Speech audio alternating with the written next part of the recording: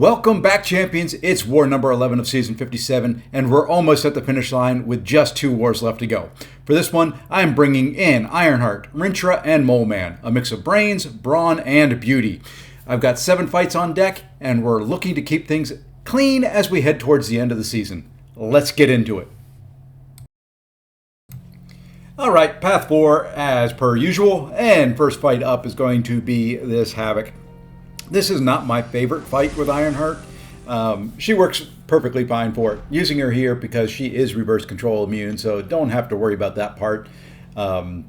Here you can see I do turn on the ruptures. If you go in incinerate mode, can still do it. It's just not quite as fun.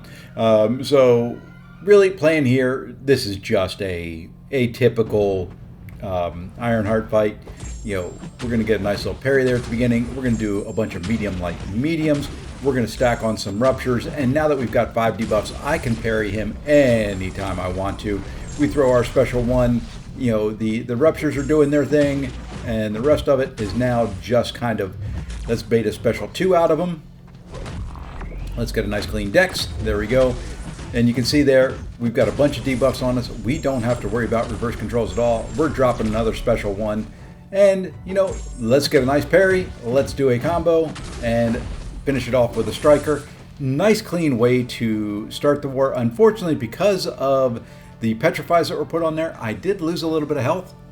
It just, you know, small little health potion later on, top her off. All right, jumping ahead to node 13, and it's a Spider Ham. And when you see Spider Ham on the path, if Moleman is not banned, Moleman is who we're going to use. So, you know, this is to me kind of a typical Moleman fight in a way, with the exception of I'm not going to build up to special 2s. I'm going to throw special 1s. I just don't want him to build up any of his spider nonsense charges. You know, really the biggest fear in this is him doing that, you know, evading me, going unblockable, and then just kind of smacking me in the face. So here, we're trying to have him throw a special 1, which would be really great if he wanted to do it. He finally does after he backs me into the corner, you know, and me baiting it for 20 seconds. There, I don't know exactly what I was thinking, but I threw a special 1 kind of into the air. And now, well, now I went into frenzy. I couldn't shrug off the debuffs. Just a very, very ugly start to this fight. Here we push him to a special 2. I'm at my special 2. You know what?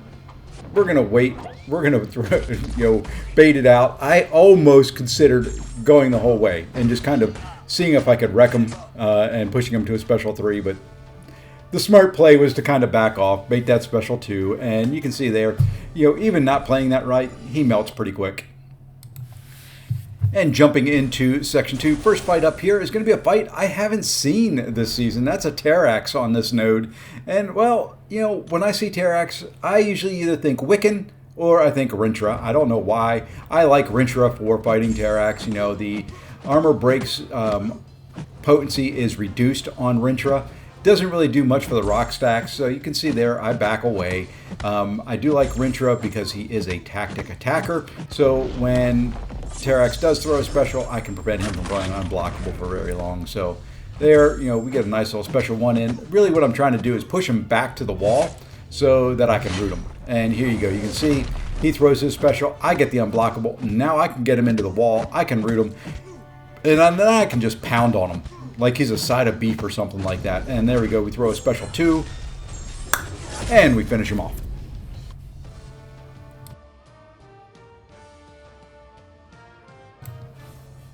All right, last path fight for the war is going to be this Void. And, you know, I'm not a big fan of fighting Void.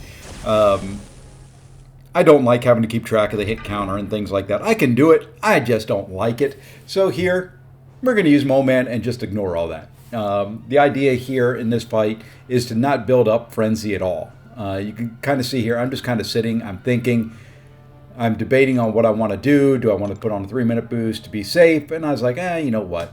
I'm healthy. I can do this. So here you go. You're going to see here, I don't do the parry heavy. We're just going to hit into him.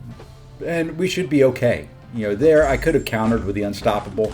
I'm trying my darndest to play this a little bit smart. Here we push him to a special 2. Now we want him to throw his special, if he would. There we are. You can see I'm just kind of blocking parts of the special. I'm not letting my frenzy build up so I don't, or my mass build up so I don't go into frenzy. There we're at 3. You know, we're not in bad shape.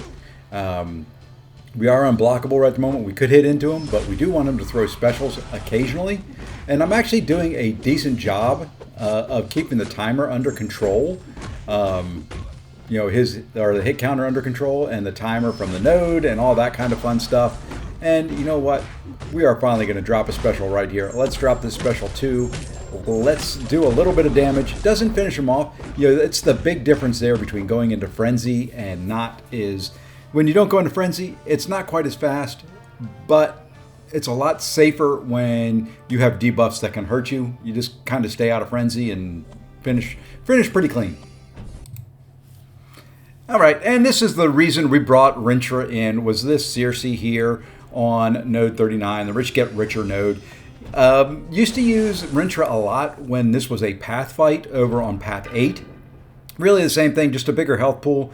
Here you can see, you know, I'm not going to worry too much about it, just kind of reading the node, getting things, you know, kind of straight in my mind. I am going to throw on an invuln boost just in case I get clipped.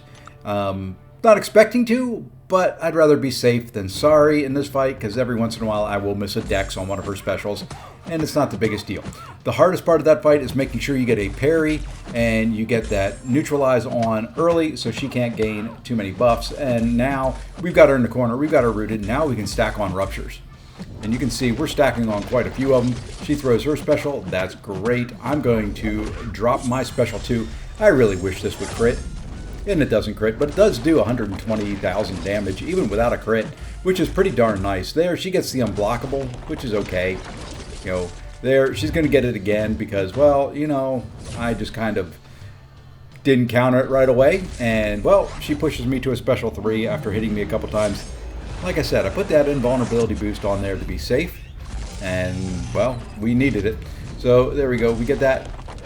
She throws her special, I get rooted, and guess what I get to do here? I get to root her back, and we get a couple more hits, and she's down. Relatively easy fight there with Rintrah. You know, a lot going on in that fight typically. Rintrah kind of smooths a lot of that out for me. And kind of like when you see Spider-Ham on the map, we're going to use Moleman. Well, when you see Dust on the map, I'm going to use Ironheart. First time I've taken her on this Mixmaster node. Can't say I'm a big fan of it, but it's not terrible either. So, you know, you just kind of have to watch. You're going to see I'm going to do a lot of medium lights and end the combo.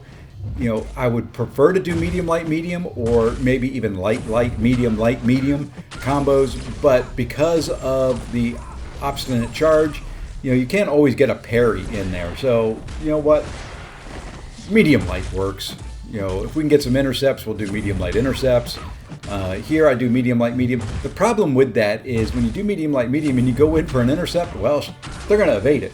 So to me, better to do just medium lights. You can see there a couple times I've had to kind of bait out the evade so that, you know, I don't get wrecked or anything like that. And now we're going to throw another special one. Fight's going well. I don't have to use Ironheart again, so any health loss isn't a big deal. If I, you know, she activates her Dust Storm, not a big deal. To me, it's just a matter of getting through this fight with full attack bonus.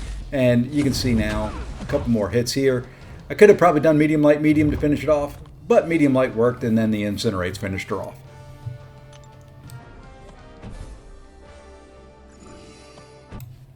All right. I kind of lied in that last fight. I do have one more fight with Ironheart. I forgot I have this bishop here that I'm taking, and, you know, I'm going to use Ironheart.